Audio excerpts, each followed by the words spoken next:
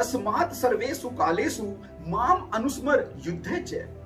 भगवान श्री कृष्ण श्रीमद् भगवद गीता के 8-7 में अर्जुन से कह रहे हैं कि हे अर्जुन, तू युद्ध भी कर और मेरा स्मरण भी कर, इससे तुझे कोई बाधा नहीं आएगी। तेरे जो युद्ध की क्वालिटी है वह सर्वश्रेष्ठ हो जाएगी। साथियों, इस बात का क्या अर्थ है, इस श्लोक के पीछे की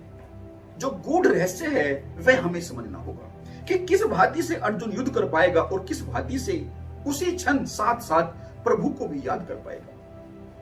साथियों, क्योंकि युद्ध का क्षण ऐसा नहीं होता जैसा हमारे सामान्य जीवन का क्षण होता है। युद्ध के क्षण में तो हमें बहुत ही अवेयर रहना होता है। अगर हम एक क्षण के लिए भी अपनी अवेयरनेस को खो देंगे तो हमारा बाण कहीं से कहीं चला जाएगा और बाण हमारे शरीर पर कहीं से कहीं लग जाएगा। इसलिए हमें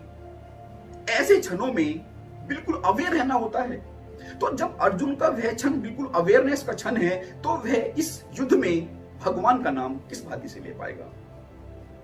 क्योंकि जब हम अपने सामान्य जीवन में भगवान का नाम लेते हैं, उसका नाम जप करते हैं, तो हमारा ध्यान या तो उस नाम पर होता है या उस काम पर होता है। हम जैसे ही अपने काम पर ध्यान लगाते हैं तो नाम से हमारा जो ध्यान है वह हट जाता है, और जब हम प्रभु के स्मरण पर अपना ध्यान लगाते हैं तो काम से ध्यान हट जाता है। क्योंकि साथियों, हमारी जो चेतना है, हमारा जो मन है, उसका स्वभाव होता है कि वह एक समय पर उसकी जो नोक है वह एक ही बिंदु पर हो सकती है, और यदि हम उसको अलग अलग दिशाओं में जोड़ने का प्रयास करते हैं तो वह उतनी ही अलग अलग मात्रा में बढ़ जाती है, अलग अलग दिशाओं में चली जाती है, फिर वह इंटीग्रेटेड नहीं रह पाती। जबकि युद्ध के क्षण में तो पूरी की पूरी जो चेतना है वह तो इंटीग्रेशन, पूरी अवेयरनेस की अवस्था में होनी चाहिए।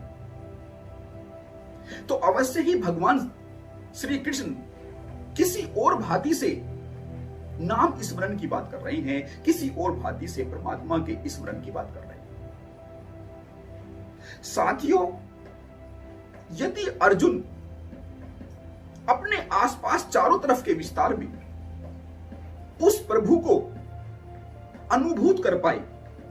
जहां वह बाण चला रहा है अपने शत्रुओं पर, उनमें भी वह प्रभु को स्मरण कर पाए, उनमें भी वह प्रभु को देख पाए, और खुद के अंदर भी जो वह धनुष पर प्रत्यंचा चढ़ाएगा, बाण चलाएगा, उसमें भी वह उस प्रभु को अनुभूत कर पाए, तो फिर प्रभु को अलग से याद करने की कोई जरूरत नहीं है। उसका सारा काम का हर एक एक पल प्रभु का स्मरण बन जाएगा, और यही वास्तव में सच्चा स्मरण है। अन्यथा तो जो हमारा नाम जप होता है वह एक भांति से हमें उस प्रभु की याद दिलाने के लिए एक गांठ होती है। साथियों, गांठ वैसे ही जैसे कि आपने देखा होगा कि हमारे बुजुर्ग जब बाजार जाते हैं तो किसी खास काम को करने के लिए वे अपने एक पल्लू में गांठ लगा लेते हैं, ताकि उन्हें बाजार जब वे जाए और उस गांठ पर नजर पड़े तो उन्हें ध्यान आ जाए कि वे किसी खास काम के लिए आए हैं। तो साथियों, इसी भांति से हमारा जो नाम जप है वह एक गांठ की भांति होता है, लेकिन दुर्भाग्यवश यह केवल गांठ रह जाती है, और जो इसके पीछे की धारणा थी वह हम भूल जाते हैं। साथियों, यदि हम अपने चारों तरफ के इस विस्तार में, अपने जीवन के हर क्षण में, अपने जीवन की सभी धाराओं में, अपने कर्मों में उस प्रभु को देख पाए, अनुभूत कर पाए, हमारा बोध, हमारी अवेयरनेस इस भांति से हो कि हमें केवल अपने अंदर ही नहीं बल्कि अपने चारों तरफ वह प्रभु, उसका अनुभव हमारे ख्याल में रहे, तो फिर हमारे सभी काम प्रभु का स्मरण बन जाते हैं। तब भले ही हम किसी दुकान पर बैठे हो या फिर किसी काम पर, तब हमारे सामने हमारा कस्टमर हो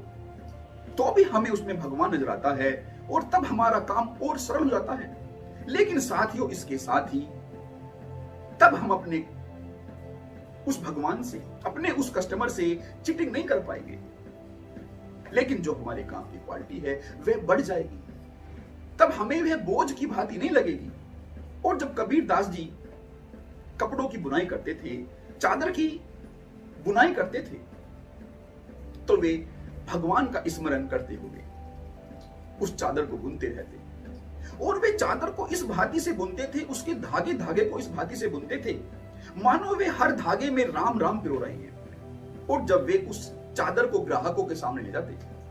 तो वे कहते कि देख राम, मैंने तेरे लिए कितनी सुंदर हर एक धागे में राम को पिरोया है। तो उनके ग्राहक, उनके कस्टमर बड़े अचंभित होते, लेकिन उनकी जो काम की क्वालिटी थी वह बहुत ही अव्वल दर्जे की होती। साथियों, तो जब अर्जुन युद्ध के क्षण में उस परमात्मा का स्मरण ले कर सकता है, तो हम घर गृहस्थी में उस परमात्मा को, अपने काम में, अपने व्यवसाय में उस प्रभु के नाम को क्यों स्मरण नहीं कर सकते? हम कर सकते हैं, लेकिन हमारे करने का ढंग दूसरा होता है, इसीलिए तो हमारा ध्यान काम पर रहता है या प्रभु के नाम पर। लेकिन यदि हम प्रभु श्री कृष्ण के बताए हुए इस टेक्निक से उसको अपने अंदर अनुभूत कर लेने के द्वारा, चारों तरफ के विस्तार में उसको अनुभूत कर लेने के द्वारा जब हम कोई काम करेंगे, तो फिर वह काम नहीं, एक आनंद बन जाएगा। और यदि हमें यह जो स्मरण की कला है यह ठीक से नहीं आती है, तब हम यदि घर बार छोड़कर जंगल में भी चले जाए, तो भी हमारा जो नाम लेना है वह पूर्ण रूप से प्रभु समर्पित नहीं हो पाएगा। हमारा जो जीवन है, हमारी जो जीवन धारा है, वह उस भांति से माला बनकर प्रभु के चरणों में समर्पित नहीं होगी कि उसका जो हर एक मन का है वह प्रभु के नाम का हो, उसका जो स्मरण है वह धागा हो जो उन मनकों के बीच में है। और यदि हम ऐसा कर पाने में सक्षम हो पाते हैं, तो फिर हम उस माला को प्रभु के चरणों में समर्पित करने में सक्षम हो पाते हैं।